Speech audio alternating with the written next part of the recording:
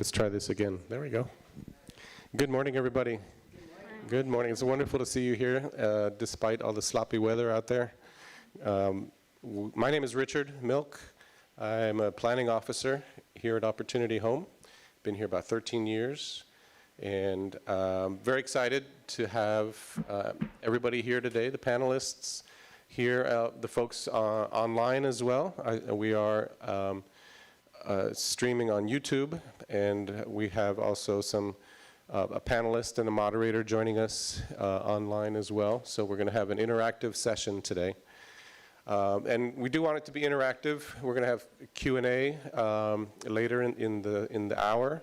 And if you want to have a conversation, if you have a question or comment, just raise your hand, and someone will bring you a microphone, okay? We want to make sure that we do use the microphone so that folks online can hear what's happening in the room and vice versa. The other thing I wanted to mention, the folks that are online, if you have a question, those of you watching on YouTube, if you have a question, there's a phone number that is being displayed or is about to be displayed, is being displayed right now online, and you can call that number, and we will field your question that way. All right? Great. We are honored once again to be part of DreamWeek, and this session is very much in line with the theme for this year's DreamWeek, which is the Compassion Drive. Compassion is one of our Opportunity Home values, along with equity and excellence. And we've been doing a lot of talking, a lot of working, a lot of thinking about what compassion means. Honored once again to be part of DreamWeek, and this session is very much in line with.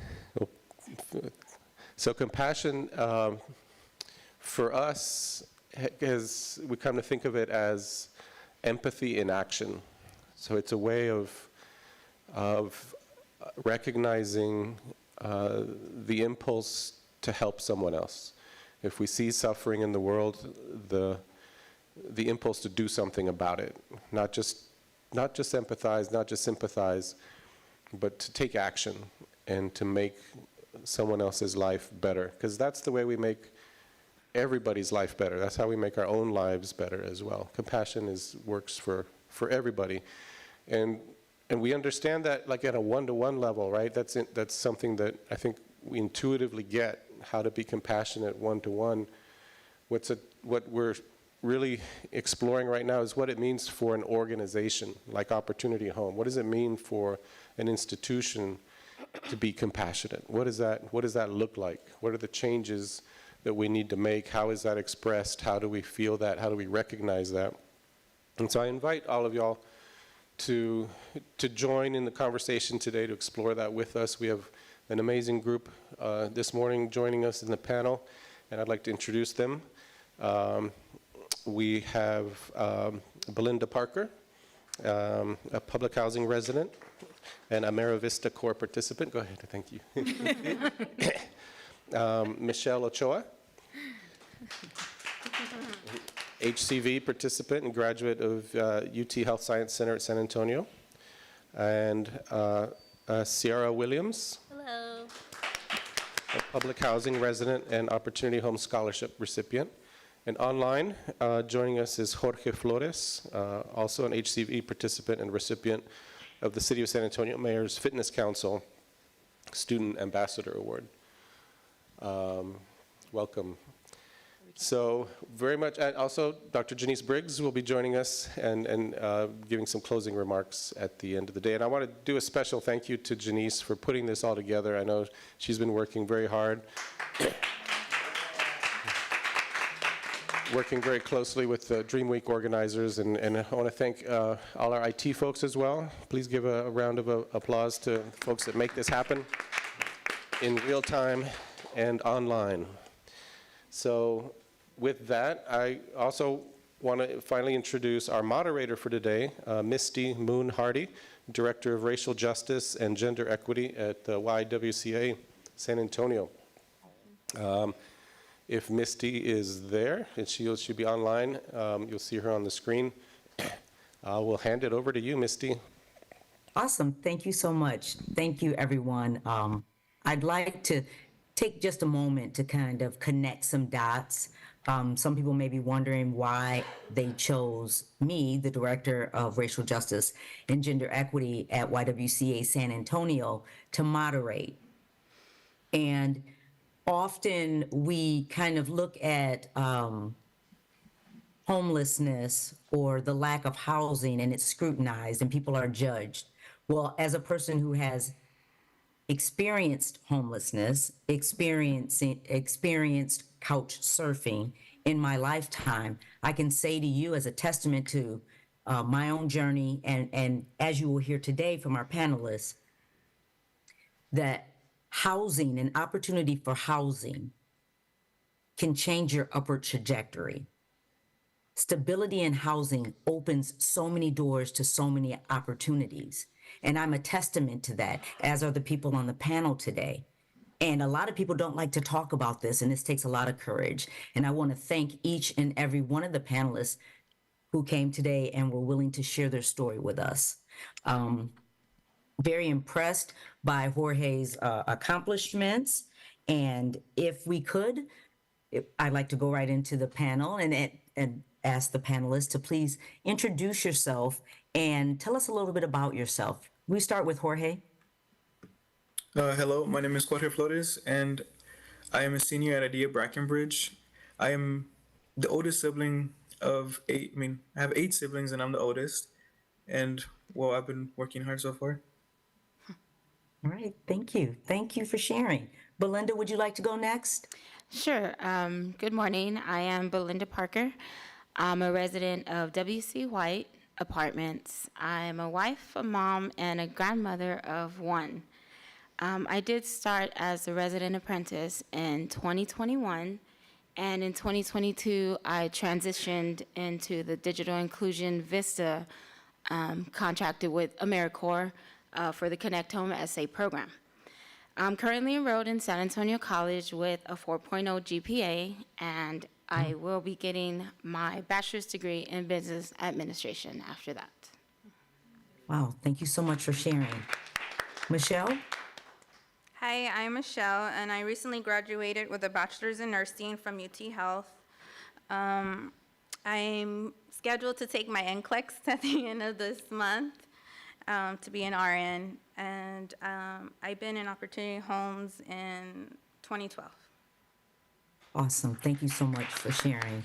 Sierra, can you bring us in? Sure. Hi, I'm Sierra Williams. I'm a mother of 4.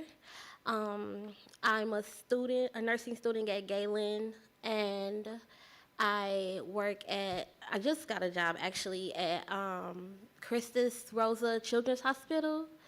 I've been living in Opportunity Homes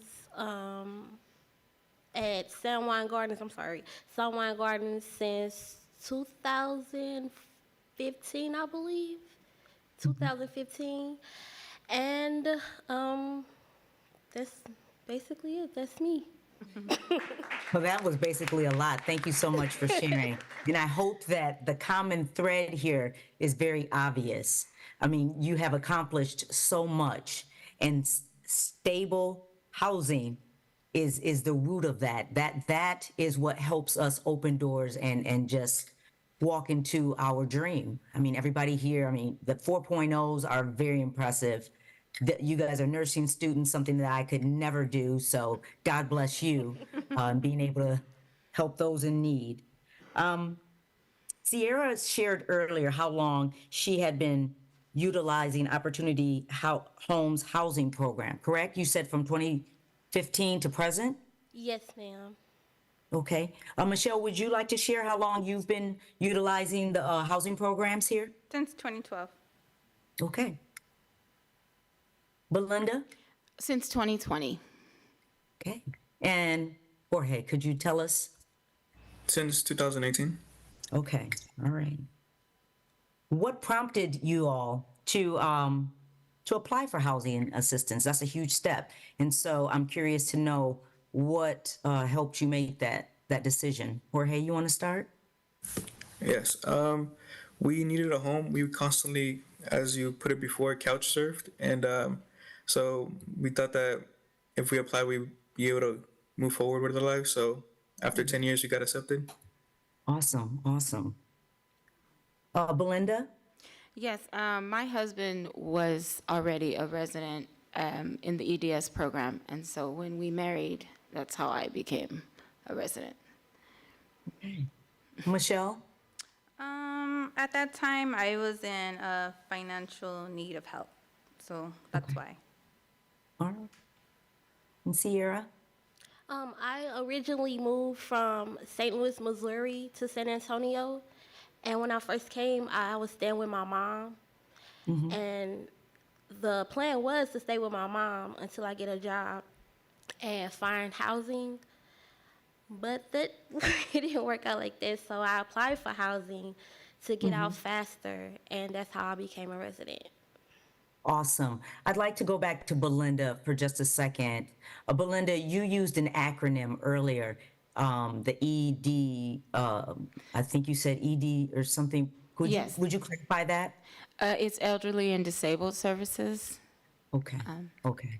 I just, whenever we're using acronyms, I want to make sure that those online too, who may not be familiar with the titles of these programs, and if they want to access them, they know how to do that. So thank you so much Absolutely. for clarifying that for us.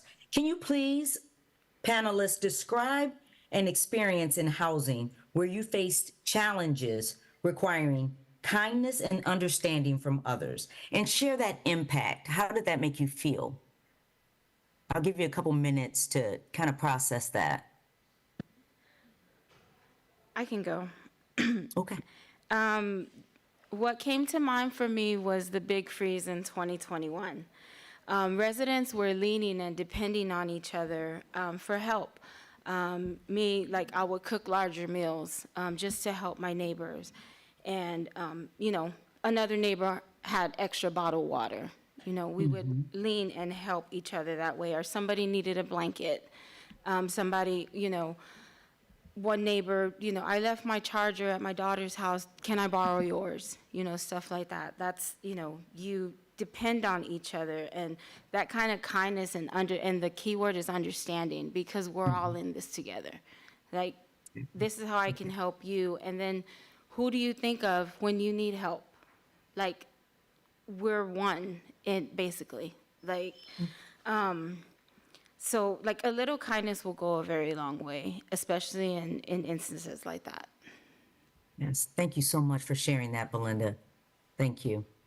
And you are correct. That required kindness, understanding, and which led to compassion. You acted on the needs of others and you supported each other.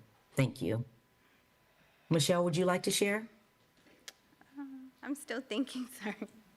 Okay, that's okay. Sierra, are you ready? We can come back to Michelle. We don't have any rules that we need to abide by. Sure. I just think of Miss Martinez. She's helped me so much throughout the years. I didn't even know about the FSS program until she explained it to me and helped me sign up for it.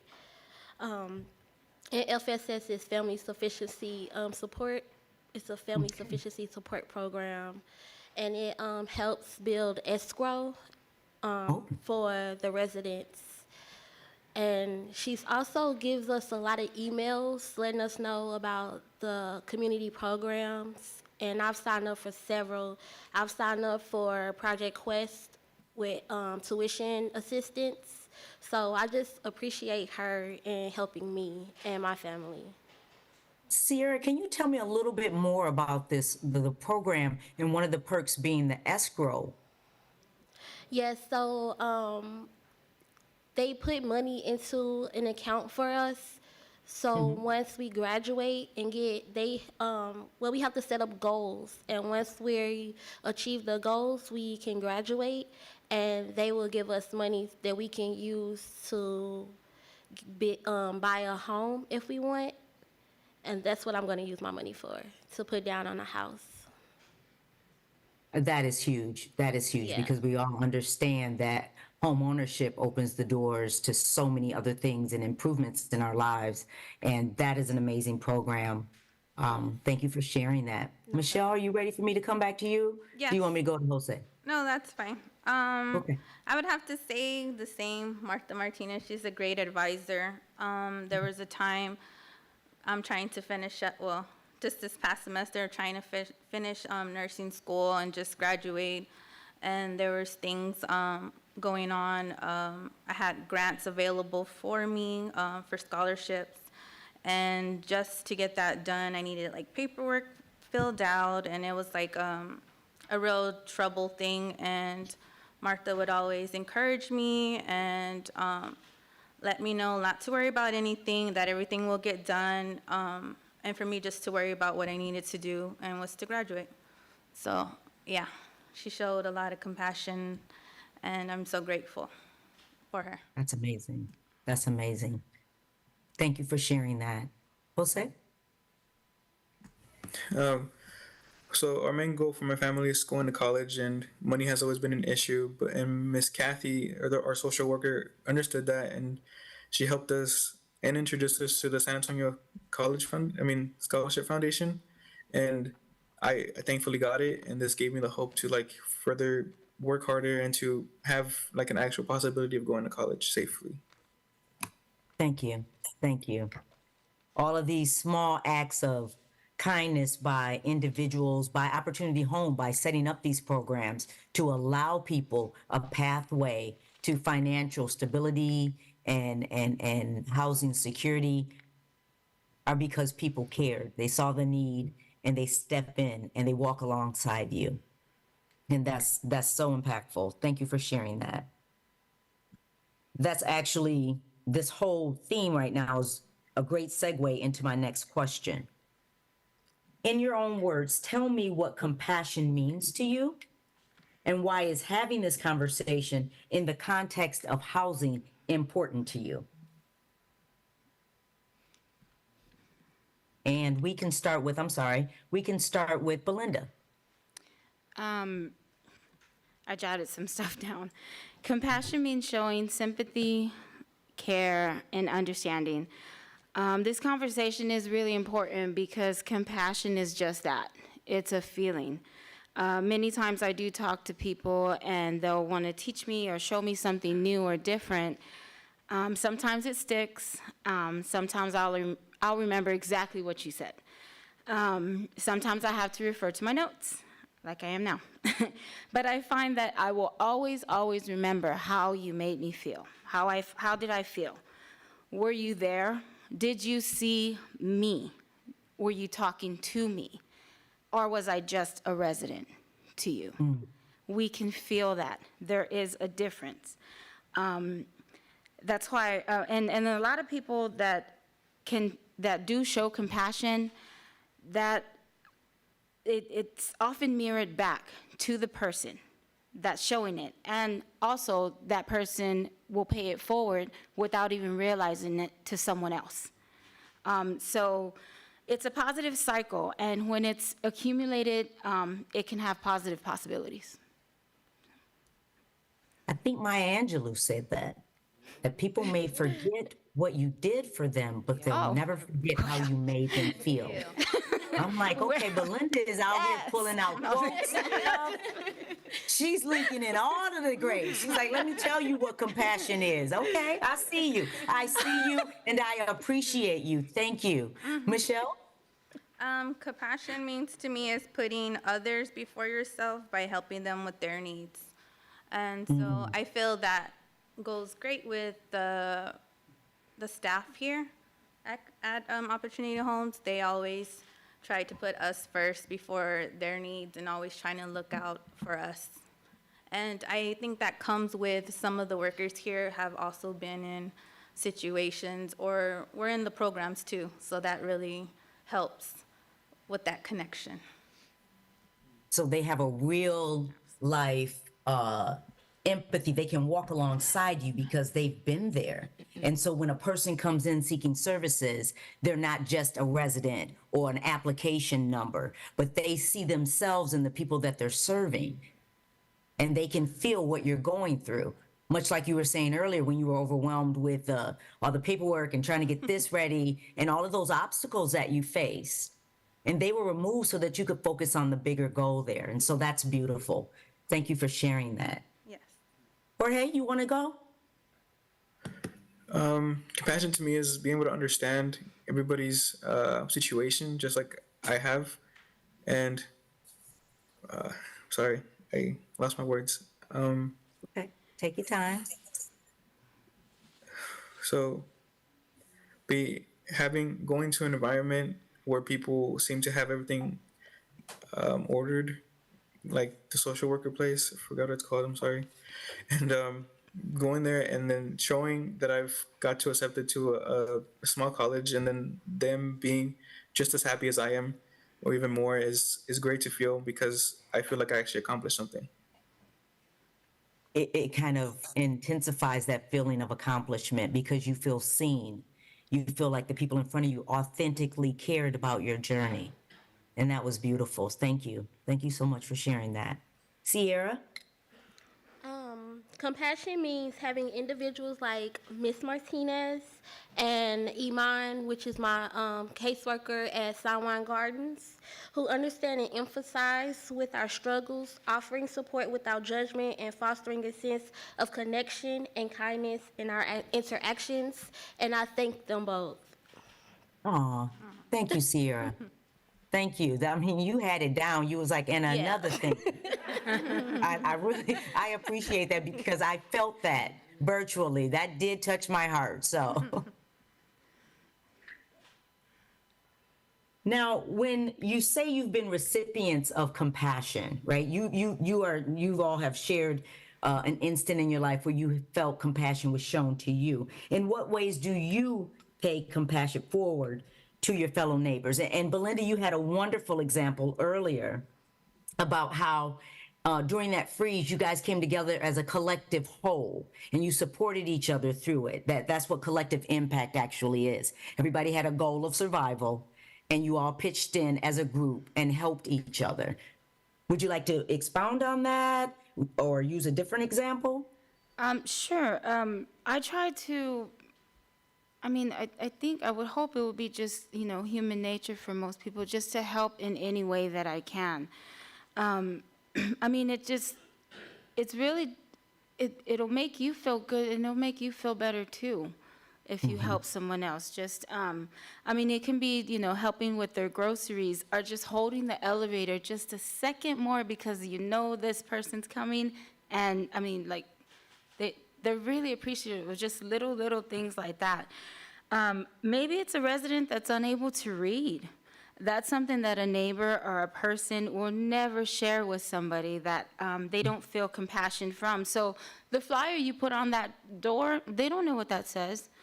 They see you, they see compassion, they see help. Like sometimes it's simple as, eye contact or a little smile. That little millisecond can make a world of difference with people, and with me included. Thank you so much. That is something that isn't stressed enough, that when we forget that there are people among us who, for whatever reason, may not have the same access to information. And the fact that you care enough, you're compassionate enough, you've shown, I'm going to assist you, and it's coming from the heart and not a place of judgment, and where that person can still maintain their dignity. So that was beautiful. Thank you for sharing that. Michelle, would you like to go next? I would say just looking out for each other, looking out as having cameras in your home and the outside, just looking around. And that also helps with the neighbors if anything happens. We had a situation with that, and we were able to catch the person, and because all of us had cameras and we're helping each other. Also, just being there, sometimes I'm not at home at a time and I get a package or something, and then just calling and letting them know, hey, can you get that, or vice versa. So I would say just being there for each other in a time of need and just being available when someone needs you.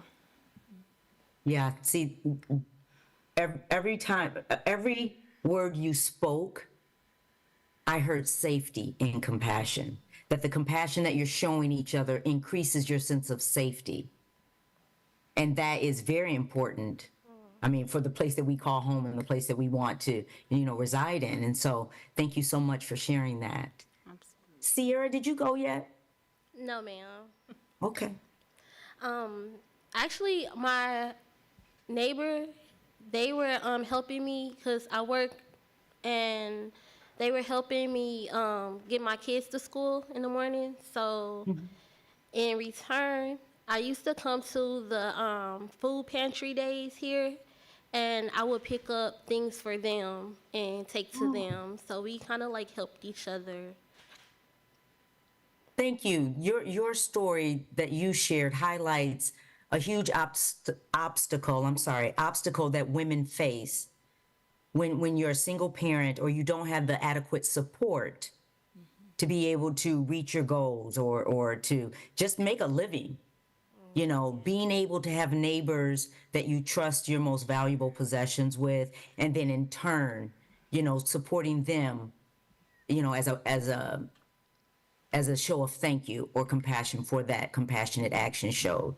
Jorge, you got one for me? Yes. Compassion, I really do believe it's just understanding others. And so I live next to a military base, and a lot of families have members in the military. And so just cleaning the environment around me and having a nice, neat looking neighborhood and sharing a prayer for them is really nice. And then at school, standing up for the pledge just to show that I care, that they have served for us as well. Helping peers who have hard time learning. Not everyone can understand a subject or easily as I can. So it's I have to be understanding, and it's nice to just help someone out. Thank you for sharing that. It kind of ties into the other ways that people are made to feel invisible when you're learning and only one learning style is the dominant way to get to the answer, but understanding and being compassionate enough to know that people learn in different ways, and the fact that you can find that patience and that compassion to walk alongside them through that journey is an amazing story. And I think that every one of the stories that you have shared today, each one of these panelists highlighted acts that can increase positive change in the community. My question to the panelists is this: please share an experience where you witnessed positive change in your community, through acts of compassion. Sierra, you want to go? Sure. A positive act within my community that showed compassion.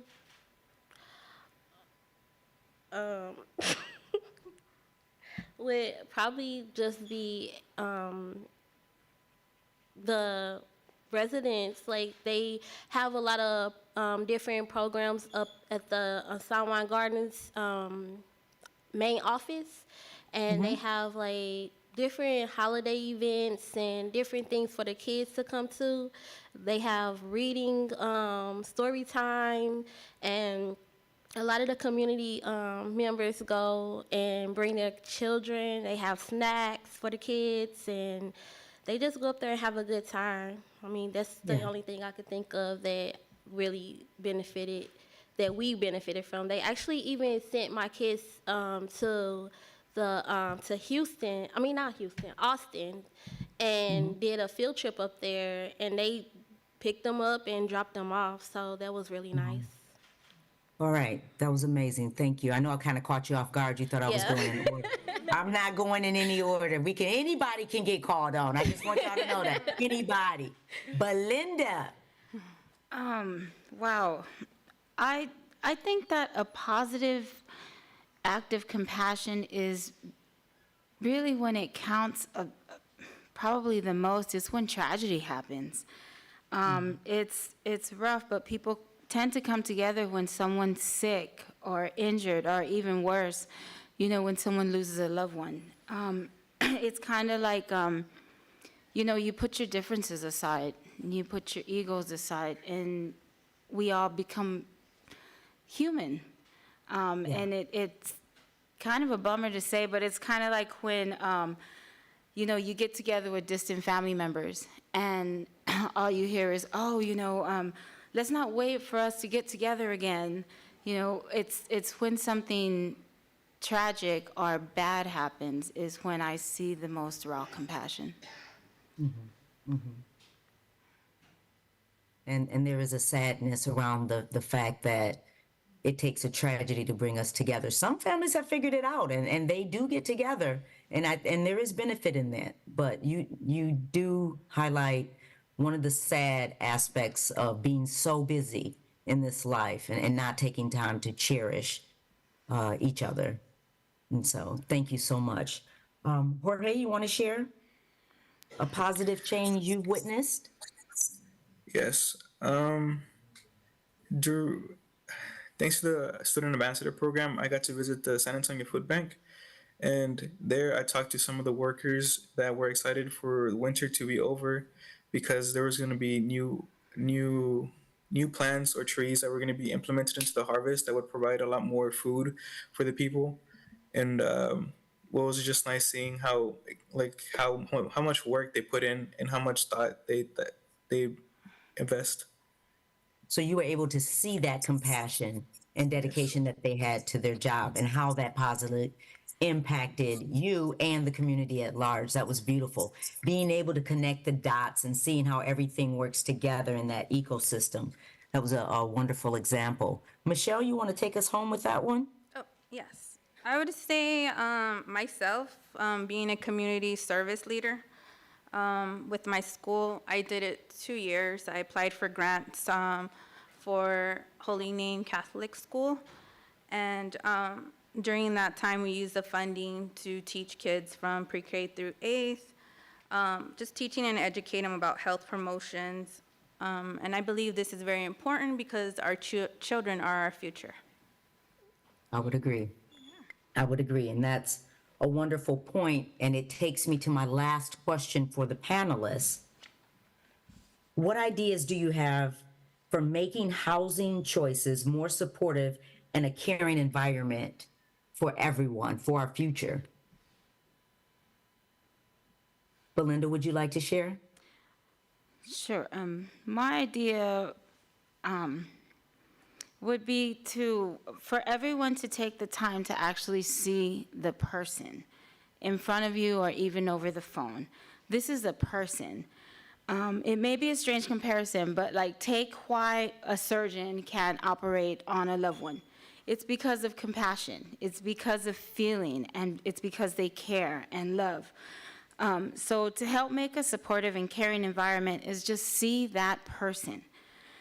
Be in the room with them, be a part of the conversation. Whether or not their particular need is considered an easy fix, just remember that a little bit of compassion can go a very, very long way. Thank you so much, Belinda. Just being willing to see them, kind of like the golden rule, right? You want to do unto them as you would have done unto you. And that means that you're seeing someone that you would value standing in front of you and serve them in that capacity. And that's beautiful. Thank you. Michelle? I had an idea of having like a mentorship, like people that have graduated with their bachelor's or just graduated from college, just to help the people that are in the program trying to do the same goals. And it could be like a paid mentorship, not like high pay, but something, because they're giving their time and they're gonna be there for that person. They're gonna be like text them, email, anytime they need them, just to encourage them. And I think that would be a great thing to have that in our opportunity homes. And when others see what you do, as like me, graduating with a bachelor, this inspires others. And they go out and they actually pursue their dreams. So Yes.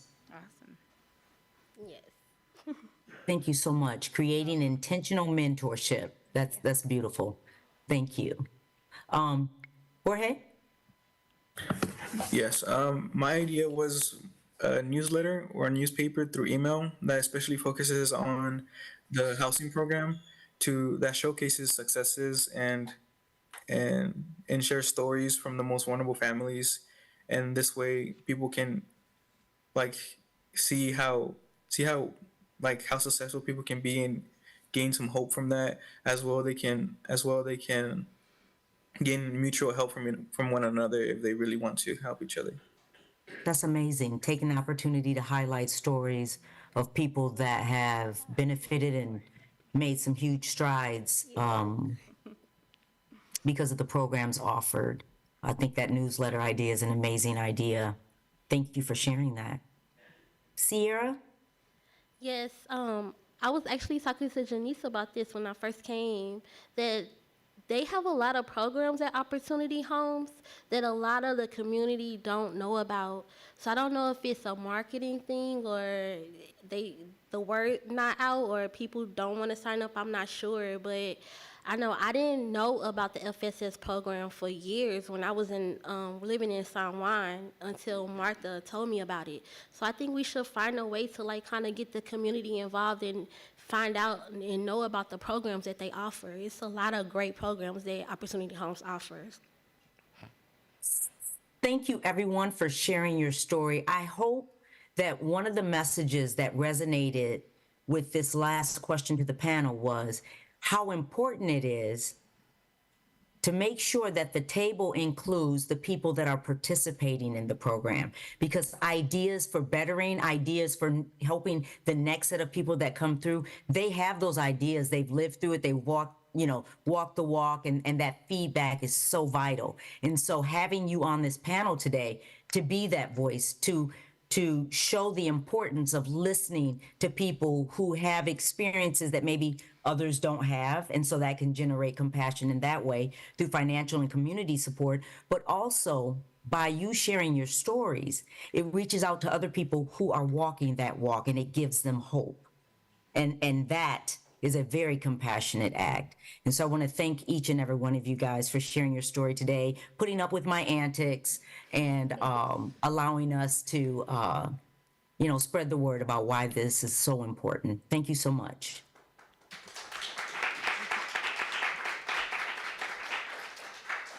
Thank you, Misty. And before I do my closing, I want to give the attendees, both in person and virtual, an opportunity to ask questions.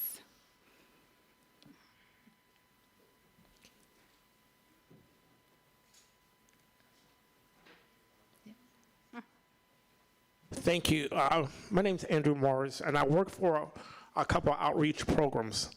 And where I've heard the success of the panels up there, for every one of those that's succeeded, we're finding there's 50 that's failed. And a lot of them are coming through your program, and they're not receiving that help that I guess a lot of the people up here have been lucky to get.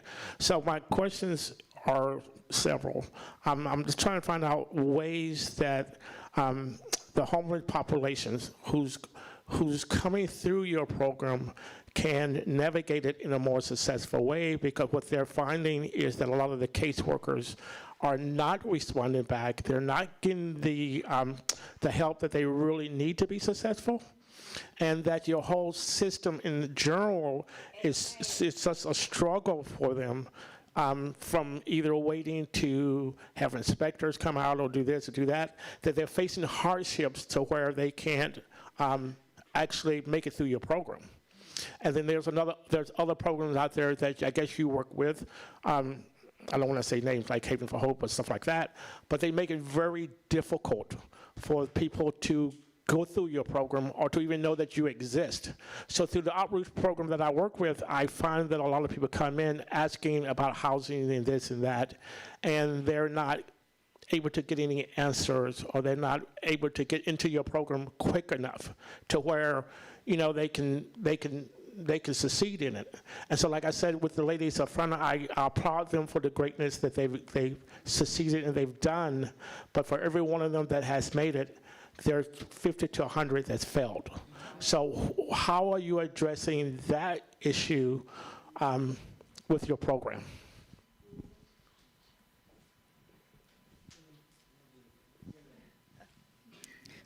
I can speak to that. In a general sense, I think your observation that what we do, like you said, for everyone that succeeds, many do not, is a reality that we all have to wrestle with, and I think the way we approach it is to listen first and understand what success is and what it looks like and what it takes, and then identify it, name it, and then try to expand on it, try to build on where we're strong and make it stronger so that it can serve more people in general. And now part of that is understanding the larger systems that we work in, right? And that it's not just housing, there's health issues, there's education, there's other issues that all come to play, and they all come together in one person's life, right? And so we have to find a way to reach out to all the other organizations that are out there as well, and try to coordinate our work so that it can have a bigger impact. Did you want to go? This lady. Sorry. It will be interesting having someone that is in the voucher program being here telling stories, because us, the people in voucher, we don't get as many support services as these ladies here have. We can get FPS, but there's like a waiting list. We don't have like a case manager. Even the people that process paper here, we don't even get one sometimes. If I should, let me see if I understand what you're saying. Those who are in our housing choice voucher programs need more assistance, need more services. Okay, we'll make note of that. Sorry, excuse me. I'm on a housing And then, voucher program. yeah, Sierra is also a housing choice voucher Yeah, that's what I recipient. was saying. They do have a lot of programs that a lot of people don't know about, and I think that they should do a better what I'm trying to say. You had mentioned earlier better marketing. Yes, better marketing. Sorry. Yes, they're not owned by housing. The ones that they own, housing own the one across the street from me. They are the ones I actually live in are owned by NRP groups, but they work with housing, and they have a lot of programs that I didn't even know about. That now they have actual caseworkers at the apartments that you can go and talk to, and they can give you.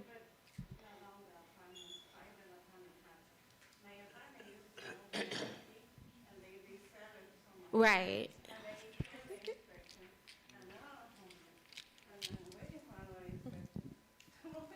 I'm sorry. Okay, we'll follow up with you after this.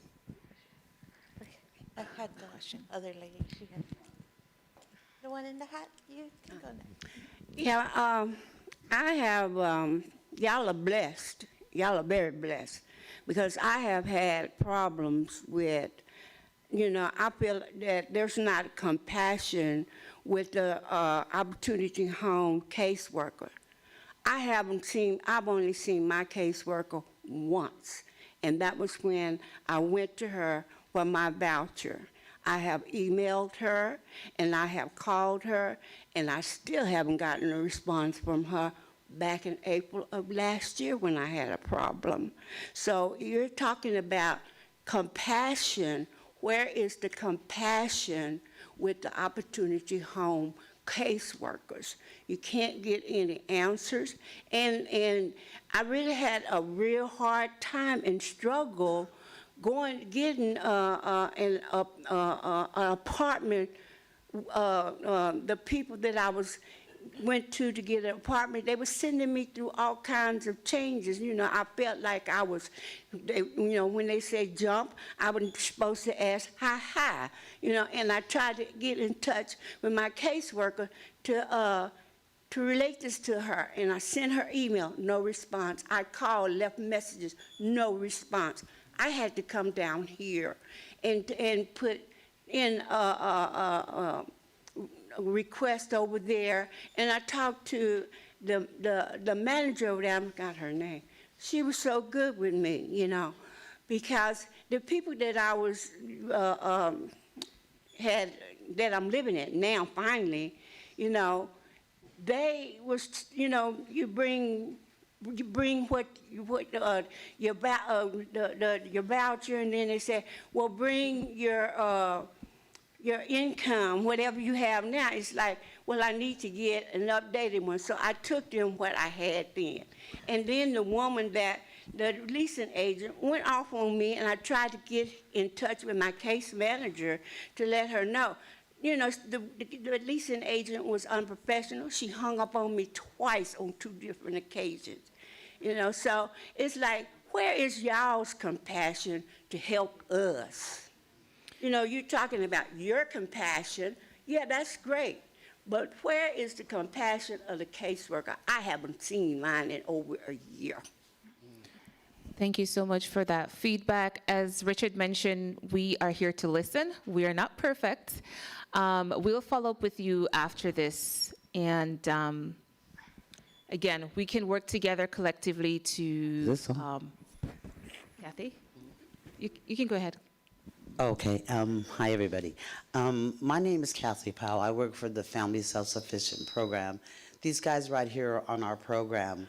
When you guys go and deal with what's happening on the Section 8 side, we understand. We feel for you, because I have people that come from over there to the FSS program. In our program, what we do, we provide all the resources so that you guys can get to the point where you don't have to be on Section 8. You can be self-sufficient. This is what this is all about. I do understand, because I've been working in the lobby, that there are challenges, but I'm sure they're addressing their challenges. But when you come over to our group, the Family Self-Sufficient Program, it's a whole different program. We set goals. They reach their goals. At the end of the program, we hand them a check tax-free of the money they've accumulated in their escrow.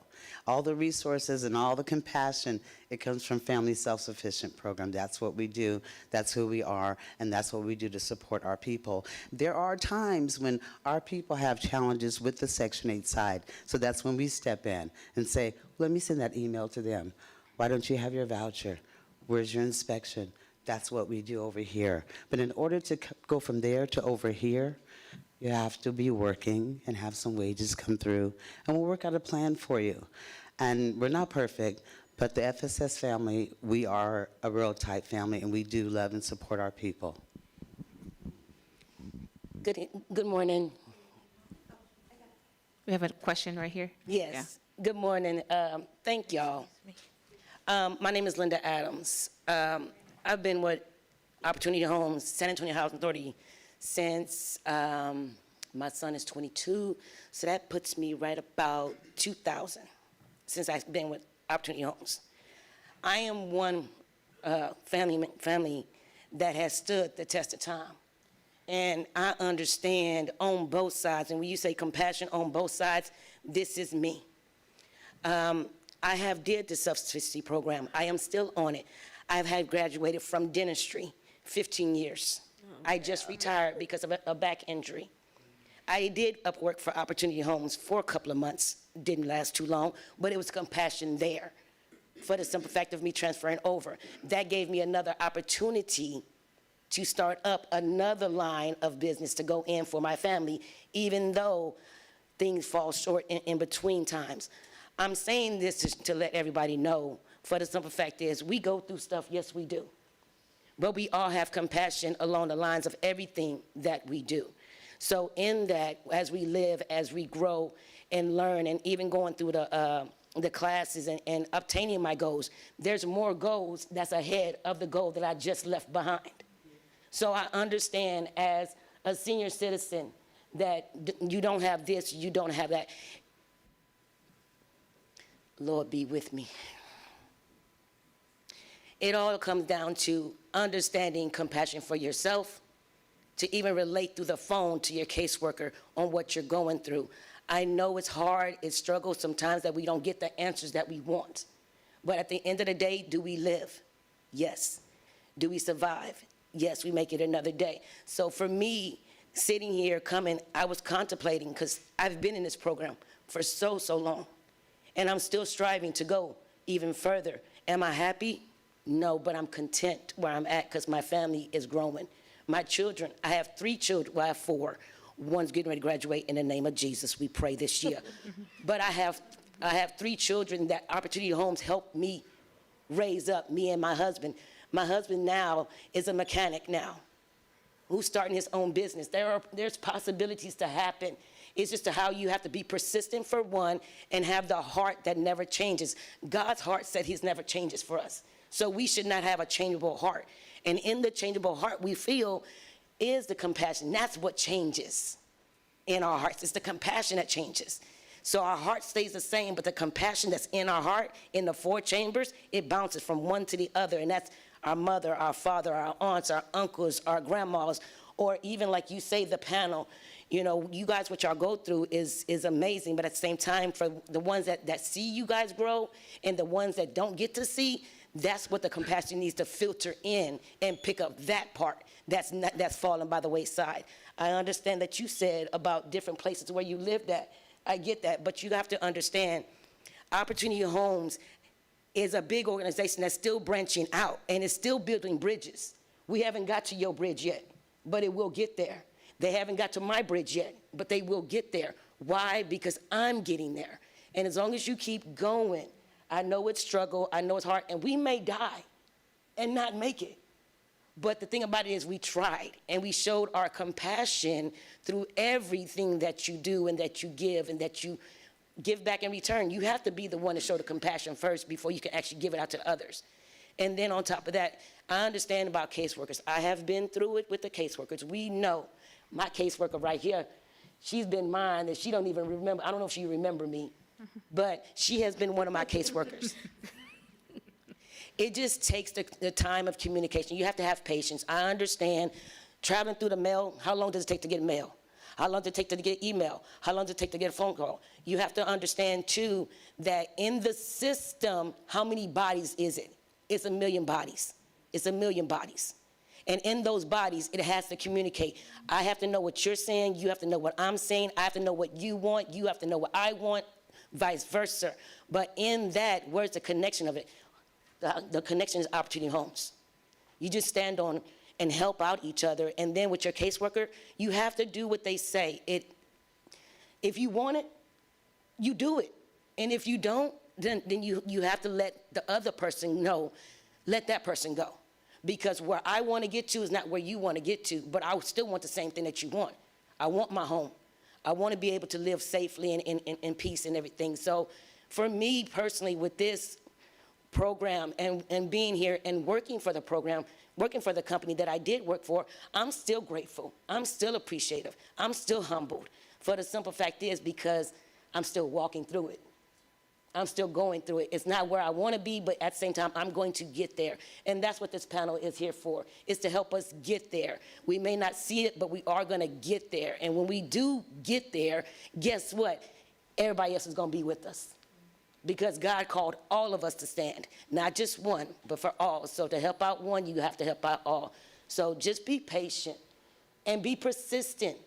Whoever your caseworker is, you have to be persistent with that caseworker, but also have patience and know you're not the only caseworker, you're not the only family member that they're working with. They have a million others, and that right there can definitely help out with Opportunity Homes on how many clients they have on their desk to help out each family member, because that might be an issue, because it's too much overload, but at the same time, everybody needs help, so everybody has to try to help somebody, but at the same time, I'm only one person, and I can only do one thing at a time. So we have to be mindful, we have to have compassion, and we have to be humble about it. And know that I'm not where you are, but God dog it, I'm not where I was. And to help out a homeless person that you see on the side of the road, absolutely, but at the same time, you don't know the struggle that that person has been through to get that person there too. Did they get themselves, or was it because of something else? We don't know. We have a lot of veterans out there in the world that need our support and have provided and protected us, and are we protecting them? There's a lot of things that happen, but at the same time, just know day by day, you only able to make the phone calls and communications that you can at that time. And whoever you connect with, that compassion right there goes a long way because you connected with that one person.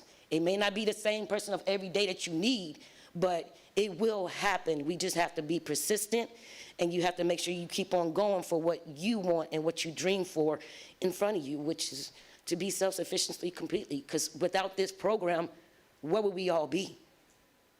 Thank you. What would happen? Seriously. My family come from the Willie Courts, Lincoln Courts. I don't even know if y'all remember that. You don't live here, but I've been here all my life. San Antonio is all I know. I can tell you my roadmaps in my head where I'm at. But the thing about it is, look where we were to where we are now. Mm-hmm. And Opportunity Homes now, Lincoln Courts, the Willie Courts, all of them have grown prosperously. And the families that are living there now are growing. You could see the neighborhood. You could see the children. The children are able to go out and play like we used to play. That's what we missed. That's what we got away from. And that's what we're trying to bring back. But in order to bring it back, we also have to be humble and have compassion for yourself to know, okay, I'm not getting the help that I need. But there's always a next person to go above that. So if you can't get to your caseworker, there's a person that's called a supervisor. The supervisor, leave a message with the supervisor and wait. Wait. Be patient. Because guess what? They see you. Just like she said, she sees you. She sees me. And in time, persistence, you'll get there and you'll get the answers, and they'll give you the questions and the answers to where you need to go to. But at the time, you got to put in the work. And we got to make sure that we stay on top of it to get it done. And that's what compassion is for me. Compassion is about getting it done. Hospitality in its finest. And hospitality comes in serving in so many ways that we do it that we don't even know in our own families. Before you leave your house, you have compassion. When you walk out of your house, you have compassion. But what do you see compassion? Compassion could be in the trees when the wind blows. That's compassion. Why? Because you see it and you breathe it. Thank you so much, Linda. You mentioned so many great things. Sorry. No, you're fine. You mentioned about self-compassion. You talked about self-compassion. You talked about humility. You talked about gratitude. You talked about the broader system that we're working in, right? Because it's not just Opportunity Home. We need the partners. We need the healthcare. We need education. We need all of the partners. Yeah, it's this ecosystem that if we work together and leverage resources, we can really uplift the most marginalized families. Because the reality is we have a lot of our families that are struggling, right? But Opportunity Home is just one piece of that puzzle. We're going to need the healthcare system. We're going to need the education system. I mean, childcare is a huge thing, right? So I want to thank our panelists. I want to thank our moderator. I want to thank our attendees, both in person and online. I want to thank our public affairs team, our IT team, Beverly Boy, who is here, media that is here as well, our customer service team, facilities. You know, this brings, when you talk about compassion, we talk about relieving the suffering. And, you know, Richard mentioned one of our core values is compassion. As Opportunity Home, we want to help to relieve the suffering of San Antonians. It's aspirational. We're not there yet, but every step that we make, as Linda just said, every step adds up. And all of our stories are so unique. They're so different. For me, compassion was a family, an American family reaching to or a little dirt house in Jamaica and giving me an opportunity to come to the States and study. And here, that changed a whole trajectory of my children. And so I just want to, you know, if we can keep this conversation going, the narratives, how do we really change some of those stereotypes and narratives about people who uses our housing choice voucher or public assistance to really say, you know what, we need stable, decent housing in San Antonio because our families need us, but we need other partners, not just Opportunity Home. We're going to need the city, we're going to need the federal government, etc. And thank you to our leadership, our executive team who actually is behind this work, right? With DreamWeek and really centering and amplifying the voices of our residents. Thank you, everyone. Thank you so much.